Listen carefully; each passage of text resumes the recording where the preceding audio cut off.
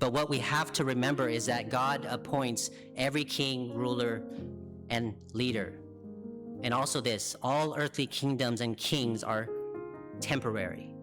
Listen to Psalm 37, verses 35 and 36. It says, I have seen a wicked, violent man spreading himself like a luxuriant tree in its native soil.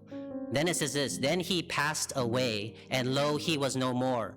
I sought for him, but he could not be found. Write this down. The faster I learn to distinguish between impermanent and permanent, between momentary and eternal, between temporary and enduring, the firmer my faith and fuller my satisfaction will be. The faster I learn to distinguish between impermanent and permanent, between momentary and eternal, between temporary and enduring, the firmer my faith and fuller my satisfaction will be. I think I've shared this before. An English professor wrote the words, woman without her man is a savage, on the blackboard and directed his students to punctuate it correctly. The men wrote, women, comma, without her man, comma, is a savage. The women wrote, women, exclamation point, without her, comma, man is a savage.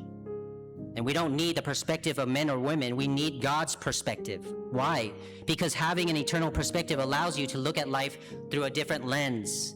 It corrects our short-sightedness. It prescribes us to think about our decisions and actions in light of eternity. It changes our attitudes and helps us to see the bigger picture with eyes of faith.